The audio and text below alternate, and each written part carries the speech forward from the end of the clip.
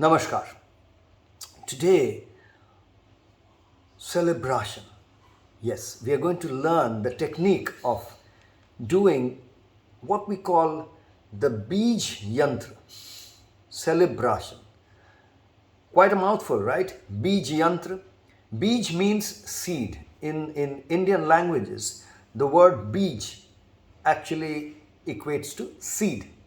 Seed, the seed from which things can come out, tree comes out, and becomes big. So the seed is just the potential, signifies potential from which big things can happen. Yantra. Yantra is an apparatus or instrument. Yantra. What is an instrument or apparatus used for? It is used for doing something to reach a certain end. It's a tool that you use to achieve something. So this is that tool or that instrument or that apparatus which holds the entire potential of the Karma Yoga for 21st century movement or the Fit for Life path or the program or this journey. So it's very important to understand exactly what we mean by this Bij Yantra or this seed apparatus, the seeding apparatus, the seeding instrument. Now it's not an instrument as in this instrument or this kind of an instrument or this instrument. It's not exactly an instrument in material form. It's an instrument or an apparatus or a process that you use, you engage in. And it's like the punctuation mark, it's something that we use all the time. If you have been involved in this yatra, in this journey for the last few weeks, then you would have already become conversant or somewhat introduced to this Celebrasana. Why? Because whenever we are doing Pranlila Upasana or Stamiflex Arati or Shakti Stretch Aradhana, the three of the preliminary or primary practices which form the part of this path, in all three of this you would have actually repeated whenever I've done celebration, and you would have repeated that. So you know that there is something called celebration, something that has been done. Maybe you don't exactly know what the technique is and you've been making mistakes or doing it your own way. Today is the day when you will learn exactly how it is done, the technique behind it. So that when you keep practicing it is part of your sadhana, you will do it right. Correct. Okay? So as you might have seen, the way celebration is done is that first you just kind of clap and hold the hands together a little far away from your body. It could be, I'm holding it a little up right now because if I hold it down, it goes out of the camera view. I'm not tilting the camera down right now. So I'm holding it up and showing it to you, but you can actually hold it a little further down also. But just to cheat the camera, let me hold it a little up and show you how it's done.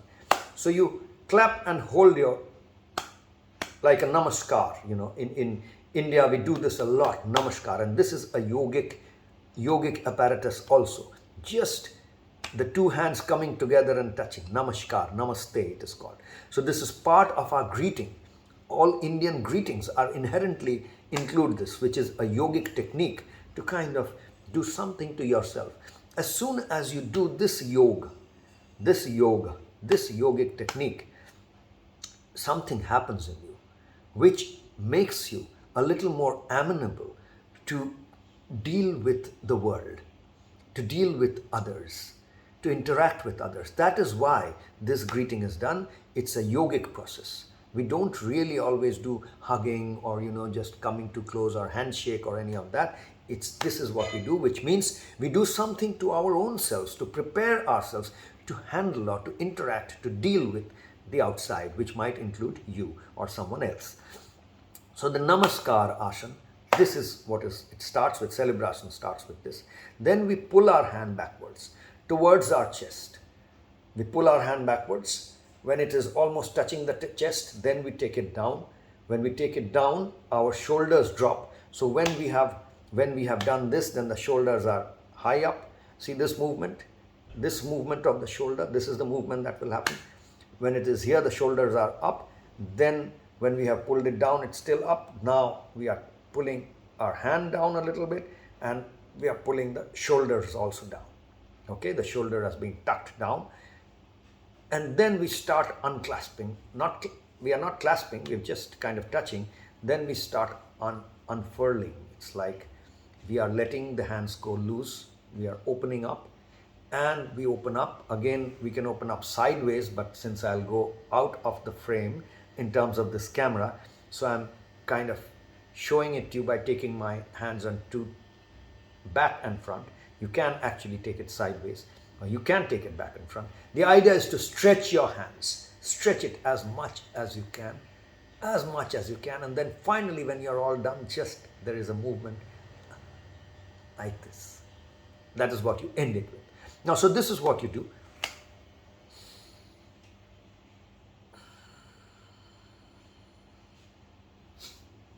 So this is the exact movement. Now I've shown you, I've explained to you what is very easily visible, what you can see with your eyes as to what I did, which is, so this is what I did with my body. That is the physical aspect of Celebrasana. Now comes the energetic aspect. What do I do with my prana? So prana is connected with breathing, so there is a breath work connected with this. What is it? When I am pulling my hand in towards my chest, I am breathing in. Purak, it's called, as I explained earlier one day, which is I am engaging in Purak, breathing in. And Purak, as you know, you expand your chest. You breathe in through your chest. You have filled up your chest, your lungs, all this part has been expanded. Now, when you're taking your hand down, that is when you are expanding your diaphragm and letting the air go from your chest into your stomach area. You're pulling the diaphragm in, so the entire air, so you had expanded this part, this is now contracting and becoming loose, and the diaphragm is being pulled, so the air goes down, and your hand is also going down. Okay? Purak, you've breathed into the chest, now you take it down. And then you start unfurling. When you start unfurling, you start breathing out. That is Rechak.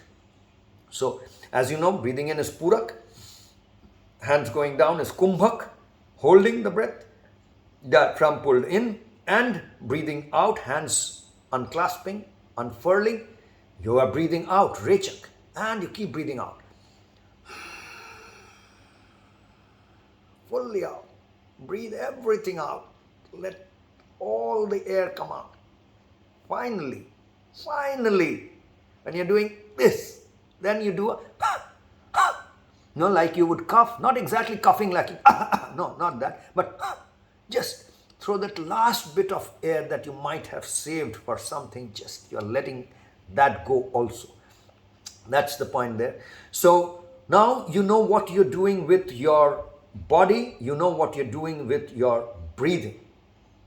Okay, hand comes in, breathe in, hand goes down, shoulder drops, you're pulling your diaphragm in, holding the breath, and then when you're breathing out, you're unfurling your hand.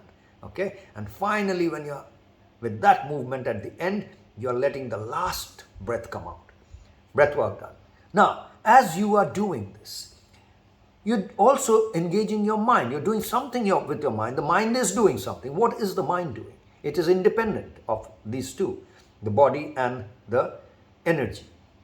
So let's understand what the mind should be doing. Because if we don't instruct you what to do with the mind would be kind of doing whatever it wants to. And if 5 or 10 different people are doing the same thing together, they may be doing the same thing with their body physically. They may be doing the same thing with their breathing. So pranic wise, Tana prana, or body and physical and energetic, they are doing the same thing. But mentally, they may be thinking different things. Someone may be thinking about their favorite movie star. Someone may be thinking about really worrying about someone close, near and dear one who may have been hospitalized. So these are two different thoughts.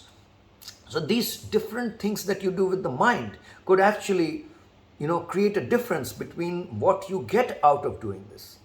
So we have an injunction for the mind. What should you do with the mind? Well, let me tell you, when you are breathing in, when you're pulling your hands in and breathing in, you are supposed to be thinking about the past. You are supposed to visualize something from the past.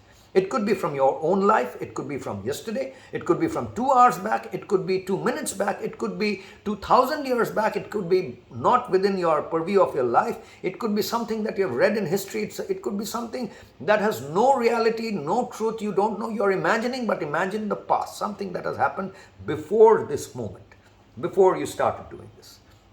Okay, so you're going into the past. That is what you're doing with the mind.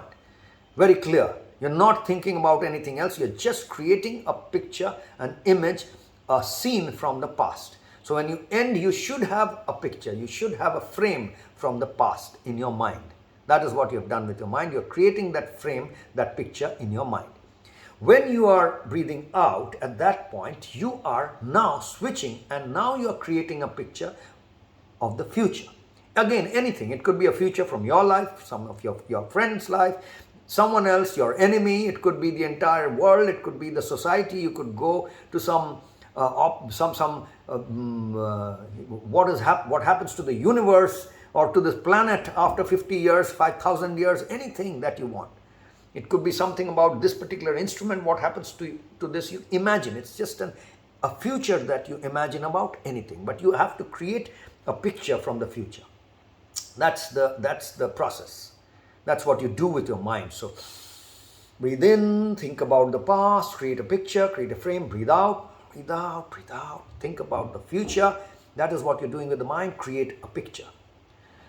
Now, 3 dimensions done. Tan, prana, man. Physical, energetic, and mental. Now comes the spiritual dimension of your being. Chit, consciousness. Now, as you are now, some people can say, well, this is not what is chitta, this is not what is consciousness, but this is the injunction, this is how you do celebration, okay? You may say, this is not consciousness, this is emotion, what I'm going to talk about now. But let me just explain and then we can debate later. Well, what you do when you are thinking and with your hands and with your breath work, who are you at that point of time? Now, you could be angry.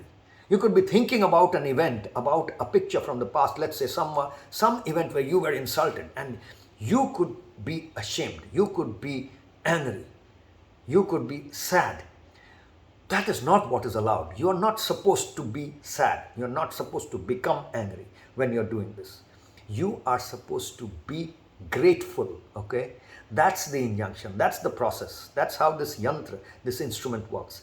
As you're doing celebration, breathing in, thinking about the past, expanding the chest, the frame gets created, you are grateful.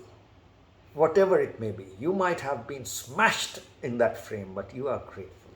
Okay? That's what you have to do. Just be grateful for that frame.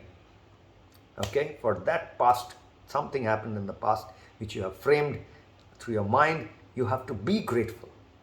Now, when you are unfurling, thinking about the future, you have created the frame, you have to be dedicated. You dedicate yourself. Arpan, we call. Utsarga, we call in Indian languages. So dedicate, completely giving in, surrendering to, it's a little different than surrendering. You're giving, you're dedicating, okay? So you are, when you get an award, you say, oh, I want to thank so-and-so, that's gratitude. And then you say, I dedicate this award to so-and-so, so that's dedication. So that's done now. You know what you have done with yourself. Who are you? You are not Saurabh. I am not Saurabh when I am thinking about the past. I am grateful. And when I am thinking about the future, I am not Saurabh. I am dedicated, okay? So that's done. Tan prana manchit. Now, why do we call it celebration? Is because what happens, so if you have done this, finally, when you're finally ending, what happens? You're giving the last breath out also. Whatever you had saved for something, you are letting it go, letting go. Now, what happens then? What has happened is you have taken care of the past, you are grateful. You have taken care of the future, you have dedicated all that you have for the future. What's left? When the past has been taken care of and the future has been taken care of, what's left is the present. And when you have done, you're grateful with the past and you're dedicated to the future, what can you do with that present moment that you have? All that you can do is celebrate it. Celebrate it. Make a festival out of that moment. That is what you're doing. When you're achieving celebration, you're achieving festivity. Okay? Make that moment festive. Make that moment a celebration. So in spiritual practices, this is often talked about a lot, living in the moment, being in the present, etc. This is a specific asana that we have designed and that we have been using. And I must tell you, I have been personally practicing this for 30 years, and time again, every day I do it. And I must tell you, as easy as it might seem, I still make mistakes. I still don't get it perfect every time that I do it, even after 30 years. So it needs practice to do it right. It needs practice. And if you do it right in your practice, if you practice it enough, then there is a scope, there is a possibility that you might be able to achieve this celebration moment to moment in your life itself. So that's the basic of Celebrasana. I hope we got somewhere today. That's all for today, folks. Have a nice day. Take it easy and take care.